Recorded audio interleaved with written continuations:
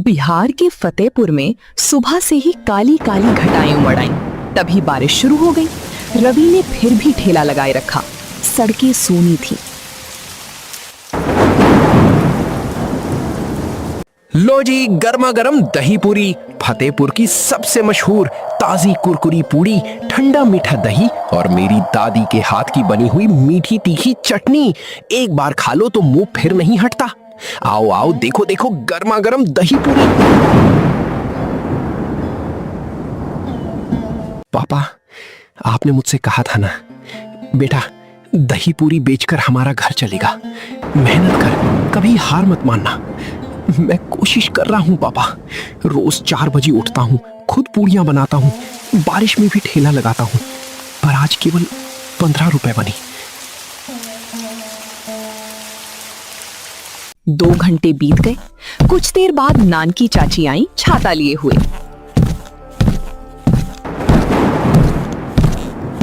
अरे रविया, बहुत भीग रहा है तू। आज तो बारिश ने जम के कहर ढाया है। मैं तो सोच ही रही थी रवि का ठेला लगा होगा या नहीं, लेकिन तू है कि नहीं मानता। चल दे दे 2 प्लेट। चाचा को चटपटा पसंद है और उनकी तबीयत भी ठीक नहीं है, तो कुछ तीखा खिलाऊं तो उन्हें अच्छा लगता है।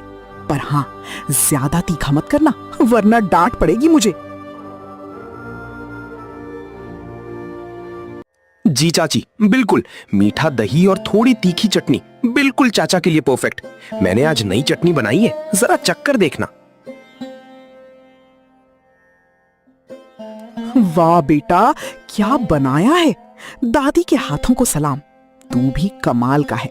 चाचा को बताऊंगी। ये ले 10 रुपए। नानकी चाची चली गई, तब भोला चाय वाला आया।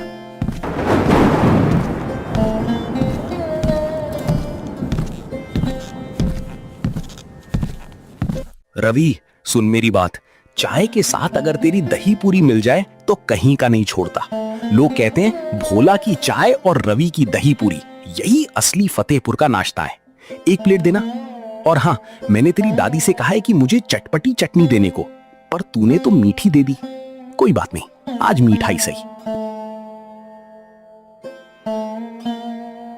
भोला काका, अगली बार चटपटी पक्का। लीजिए आपकी प्लेट, 5 रुपए। दोनों ग्राहक चले गए। रवि ने टोकरी देखी, अभी भी 20 प्लेटें बची थीं। बारिश तेज हो गई। रवि ने टोकरी ढकी और बड़बड़ाया। आज मोनी को पेंसिल नहीं दिला पाऊंगा, दादी की दवा भी रुकेगी। दादा ने कहा था एक दिन तू सबको दही पूरी खिलाएगा, पर आज तो क्या करूं, किससे कहूं। तभी एक बूढ़े बाबा वहां आए। उनकी उम्र 80 साल थी। लाठी टेकते हुए चलते थे, कपड़े फटे हुए थे। रवि ने उन्हें देखा तो तुरंत खड़ा हो गया। बेटा, मुझे भूख लगी है, मेरे पास पैसे नहीं हैं, बस थोड़ी सी दही पूरी खिला देगा, मैं बदले में तुझे आशीर्वाद दूंगा। मैं कोई साधारण बाबा नहीं हूँ बेटा, मैं गांव के मंदिर में पूजा करता था पहले, अब बूढ़ा हो गया हूँ, कोई पूछने वाला नहीं।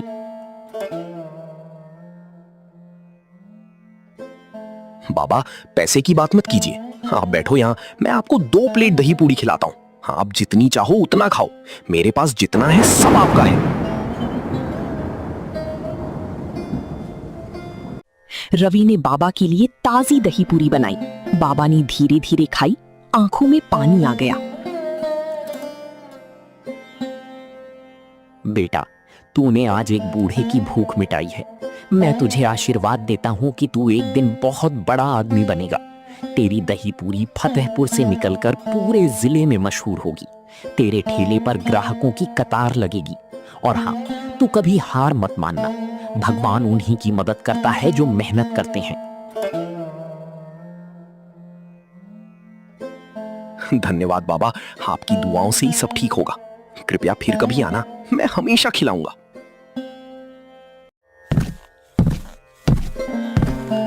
बाबा चली गई, लेकिन उनकी बात रवि के मन में बैठ गई। उसने फिर से ठेला संभाला।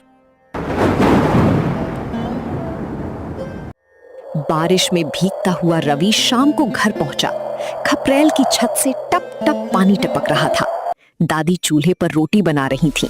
दादा खाट पर लेटे थे। मोनी दरवाजे पर बैठी राह देख रही थी। उसने रवि को देखा तो दौड़ती हुई आई। भैया भैया बताओ ना, बिक गया सब? आज कितने पैसे बने? दही पूरी सब बिक गया क्या? मैंने तो सारा दिन सोचा कि आज भैया के ठेले पर कितने ग्राहक आए होंगे।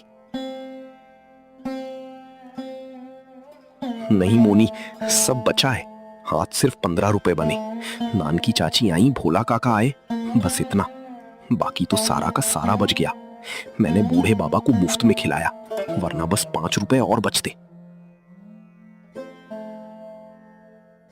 कोई ना भैया, कल ज्यादा बिकेगा।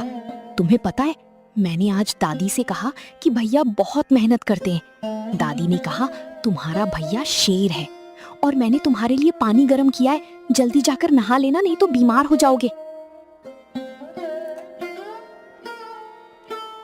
रवि का दिल टूट गया। वो दादी के पास गया और खाट पर बैठ गया। दादी, कल से मैं ठेला नहीं लगाऊंगा। कोई ग्राहक नहीं आता। बारिश ने सब खत्म कर दिया। अब मुझसे नहीं होगा। बेहतर है किसी के घर मजदूरी कर लूं।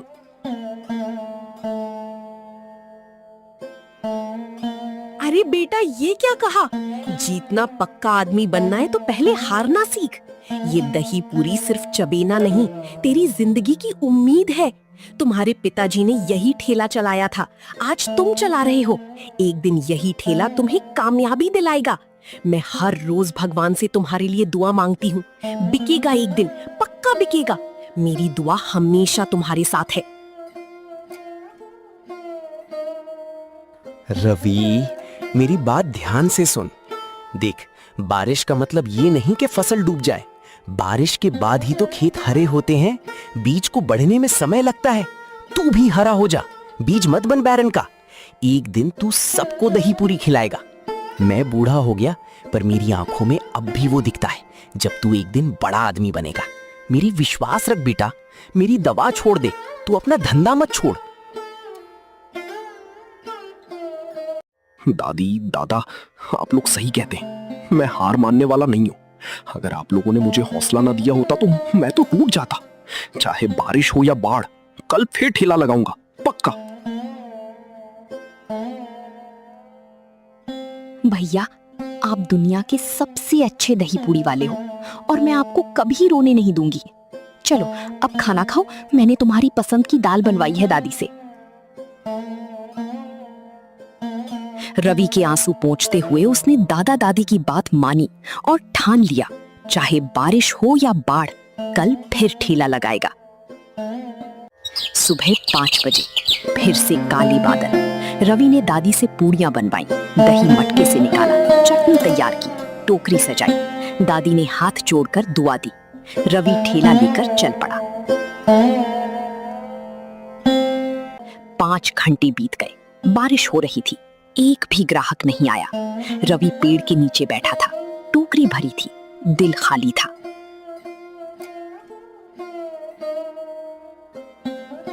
तभी मोनी, जो दादी से मना करके चुपके से आ गई थी, वहां पहुंची।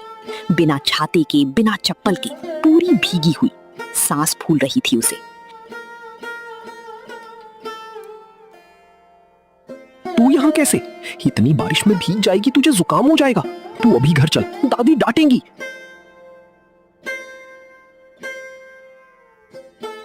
भैया, आज भी नहीं बिका क्या?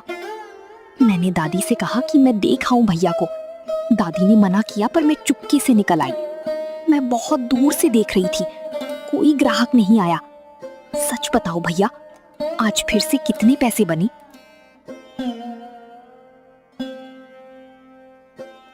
नहीं मोनी, आज भी नहीं, एक भी ग्राहक नहीं आया।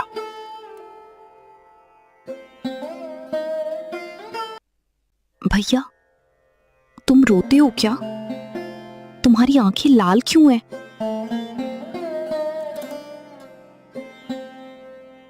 नहीं बच्चा, भैया को आंख में धूल लग गई। ये लो, ये पेंसिल तुम्हारे लिए लाया हूं। कल का पैसा बचा था, आज सुबह नान की चाची के यहाँ से लाया हूँ।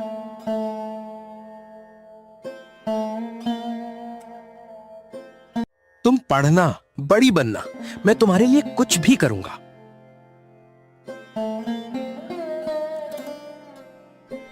भैया मुझे पेंसिल नहीं चाहिए, बिल्कुल नहीं चाहिए। मैंने तुमसे झूठ बोला था, मुझे पेंसिल चाहिए थी पर अब नहीं चाहिए। बस तुम मुस्कुरा दो, बस एक बार मुस्कुरा दो प्लीज भैया, मैं देखना चाहती हूँ तुम्हारी मुस्कान।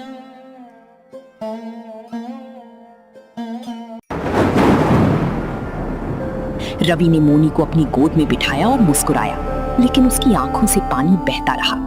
बारिश और आंसू दोनों भिगा रहे थे उसे। मोनी ने रवि के गालों पर हाथ फेरा और कहा, भैया अब तुम रो मत, मैं यहाँ हूँ। और वो उसकी गोद में चिपक गई। दोनों भाई बहन पेड़ के नीचे बैठी बारिश देखते रहे। बारिश की बूंदें उनके चेहरों पर गिर रही थी, लेकिन अब वे आंसू नहीं थे, वे उम्मीद की बूंदें थी।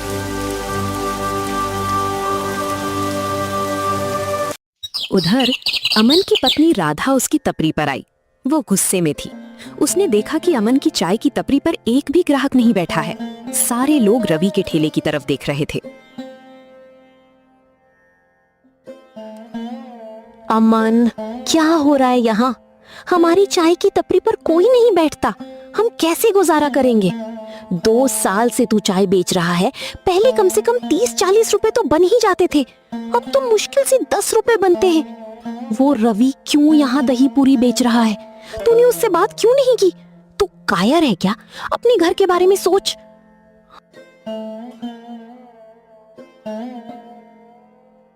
तू चुप कर राधिका, मैं सब समझता हूँ। वो रवि, वो यहाँ से हटेगा। मैंने उसे पहले ही कहा था पर वो नहीं मानता। अब देखता हूँ, कल से उसका ठेला यहाँ नहीं दिखेगा। तू घर जा, मैं संभाल लूंगा। हाँ, तू संभालेगा। पिछले 1 महीने से बोल रहा है।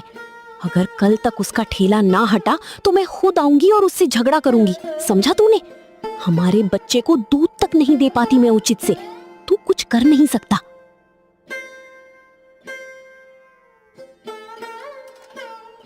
राधा चली गई। अमन ने गुस्से से रवि की तरफ देखा। उसने मन ही मन सोचा, कल पक्का उसका ठेला हटाऊंगा, चाहे कुछ भी करना पड़े। उसने एक कुल्हड़ पटक दिया और चुपचाप बैठ गया। तभी एक काली स्कॉर्पियो आकर रुकी। गाड़ी से उतरे अधिकारी अजय सिंह। उन्होंने रवि को पेड़ के नीचे बैठे भीगते हुए मोनी को गोद में लिए देखा। उनके चेहरे पर दया और सम्मान दोनों थे। वो सीधे रवि के पास गए।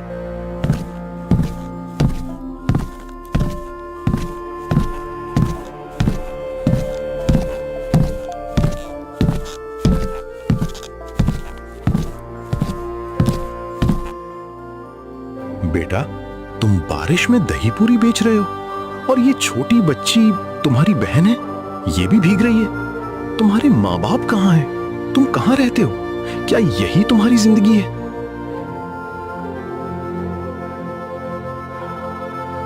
जी सर, ये मेरी बहन है मोनी। हमारे माँ बाप नहीं है। दादा बीमार है, दादी घर पर है। हमारे पास कोई और सहारा नहीं है। दादी की दवा, घर का खर्च, मोनी की पढ़ाई सब इसी ठेले से चलता है सर। मैं सुबह 4 बजे उठता हूँ, दादी के साथ पूड़ियाँ बनाता हूँ, फिर ठेला लगाता हूँ। बारिश में भी लगाता हूँ क्योंकि भूख बारिश नहीं मानती सर। तुम कितनी बारिश में ठेला लगाते हो, कभी सोचा कि पढ़ाई क्यों नहीं करते? हर दिन सर, चाहे बारिश हो या धूप, चाहे गर्मी हो या सर्दी, मैंने कभी ठेला नहीं छोड़ा। पढ़ाई सर, मैं पढ़ना चाहता हूं। मैंने 5वीं क्लास तक पढ़ा है, पर मेरे पास किताबें नहीं है, ना स्कूल जाने का समय। पर एक बात बता दूं सर, भूख बारिश नहीं मानती और ना ही उम्मीद। मेरी दादी कहती है बिकेगा एक दिन पक्का। मैं उनकी बात मानता हूं।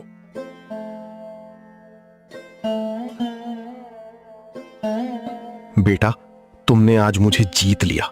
इतनी छोटी उम्र में इतना सब कुछ झेल रहे हो, फिर भी हौसला नहीं हारे। मुझे गर्व है तुम पर। ये लो 100 रुपए और ये मेरा कार्ड है। कल मेरे दफ्तर आना, स्कूल रूम नंबर 7। मैं तुम्हारी पढ़ाई की पूरी व्यवस्था करूंगा। फीस, किताबें, यूनिफॉर्म सब मुफ्त। तुम सिर्फ आना। और हाँ, 2 प्लेट दही पूरी देना। मैंने आज तक गांव में इतनी अच्छी दही पूरी नहीं खाई। रवि की आंखों में चमक आ गई। उसने अपनी गोद से मोनी को उतारा, 2 प्लेट दही पूरी बनाई, प्यार से अधिकारी सिंह के सामने रखी। अधिकारी सिंह ने खाई और बहुत सराहना की। फिर वो चले गए।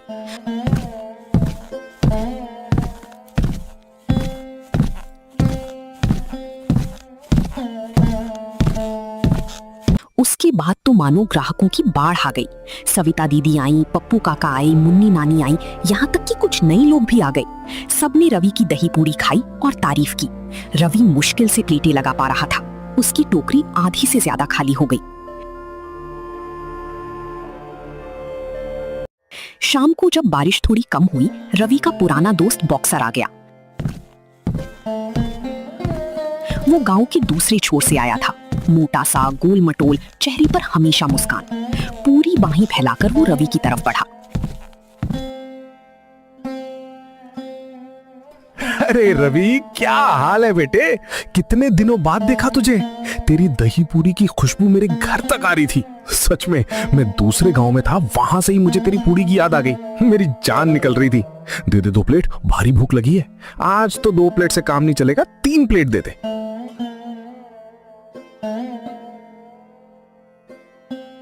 बॉक्सर भैया, आप कब आए गांव में? मुझे तो लगा आप अभी दिल्ली में ही होंगे। बहुत दिनों बाद आपको देखा। लीजिए, आपके लिए 3 प्लेट दही पूरी और हाँ, चटपटी चटनी जैसी आपको पसंद है। कल ही आया हूं। अब तेरी दही पूरी खाए बिना तो नींद ही नहीं आती। वाह, क्या बनाया है रवि। दादी के हाथों को सलाम। तू तो किंग है। बोल, कैसा चल रहा है धंधा? कितने ग्राहक आ रहे हैं? मैंने सुना तूने बहुत नाम कमा लिया है। रवि ने 3 प्लेटें बनाई। बॉक्सर ने मिनटों में खत्म कर दी। तब रवि का चेहरा उतर गया। उसने धीरे से कहा, बॉक्सर भैया, कल से मैं ये ठेला नहीं लगाऊंगा। मैंने सोच लिया है, अब नहीं चलता।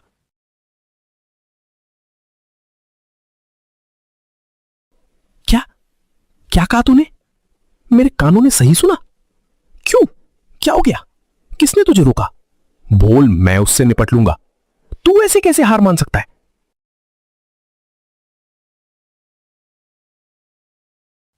वो अमन भैया, जिनकी उधर चाय की टपरी है, उन्होंने कहा है कि अगर कल भी ठेला लगाया तो ठेला तोड़ देंगे।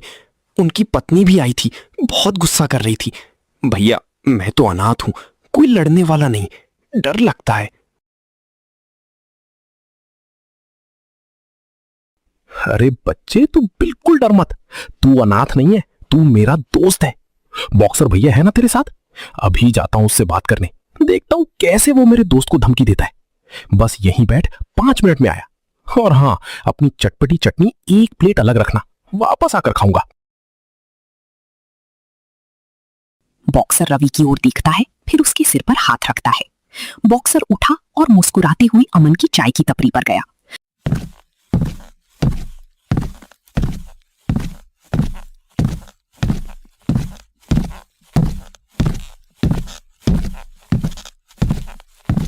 अमन देखते ही सहम गया। बॉक्सर का बदन देखकर उसके हाथ कांपने लगे। बॉक्सर ने बिल्कुल शांति से एक कुल्हड़ मांगा और अमन के सामने बैठ गया। नमस्ते अमन भाई, कैसे हो? एक कुल्हड़ चाय देना। हाँ, मीठी बनाना, मुझे मीठी पसंद है। जी जी सर, लीजिए आपकी चाय। क्या कहना चाहते हैं सर? कोई गलती हो गई हो तो माफ कर देना। सुनो अमन, मैं रवि का दोस्त हूं, बचपन का दोस्त। और मैंने सुना है तुमने उसे धमकी दी कि ठेला हटा ले वरना ठेला तोड़ दोगे। क्या ये सच है? सर, वो मेरी चाय नहीं बिकती। जब से रवि ने दही पूरी बेचनी शुरू की है, मेरे सारे ग्राहक उसी के पास चले गए हैं। मेरी पत्नी रोज लड़ती है, घर का खर्च नहीं चलता। मैं तंग आ गया हूं सर। मैंने बस डराने के लिए कहा था, सच में नहीं तोड़ता। अमन भाई, मैं तुमसे लड़ने नहीं आया हूं, मैं तुमसे बात करने आया हूं। देखो, रवि अनाथ है, उसके माँ बाप नहीं है। उसका पूरा परिवार, बीमार दादा, बूढ़ी दादी, छोटी बहन इसी एक ठेले पर चलता है। अगर वो यहां से हट गया तो उसका क्या होगा? क्या तुम उसके परिवार को खाना खिलाओगे? जरा सोचो।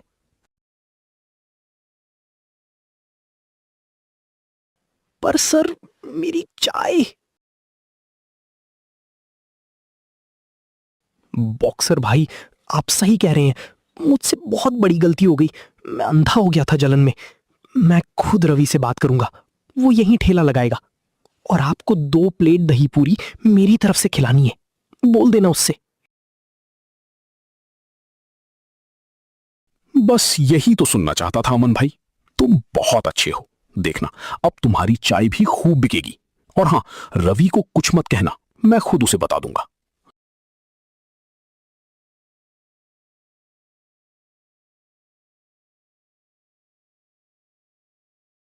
बॉक्सर की बात सुनकर अमन की आंखों में आंसू आ गए।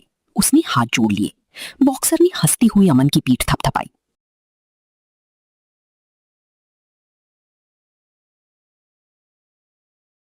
अगले दिन गांव के सरपंच चौधरी साहब भी रवि के ठेले पर आए।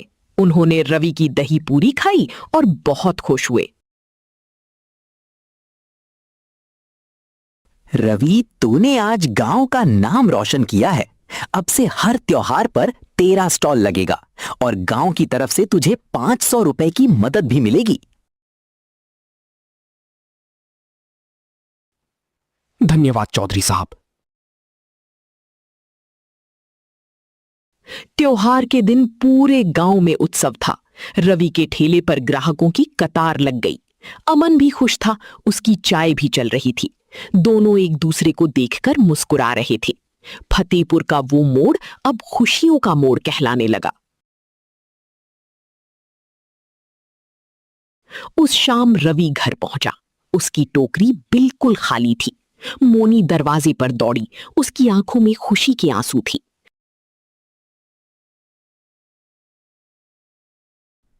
भैया, बताओ ना, बिक गया सब?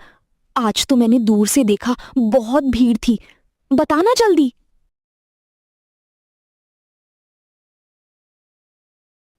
हाँ मोनी, आज सब बिक गया, सब।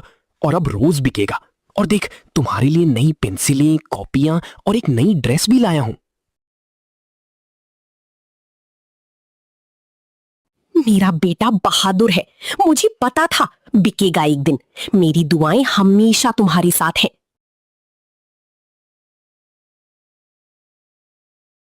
रवि, सुन ले, जीतना आसान नहीं होता, मगर हार मानने से तो मुर्दा हो जाता है। तूने जीतना सीख लिया, अब बस आगे बढ़ते जा। और हां, मुझे भी 1 प्लेट दही पूरी दे, आज तेरी खुशी में।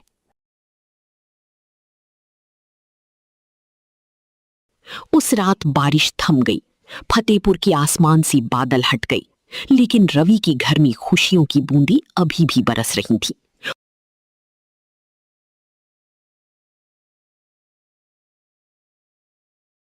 रवि ने सोचा, काश पापा होते तो आज उन्हें भी गर्व होता। तो दोस्तों, ये कहानी थी फतेहपुर की रवि की। बारिश सिर्फ मिट्टी सींचती है, असली फसल उसकी होती है जो भीगते हुए भी डटा रही।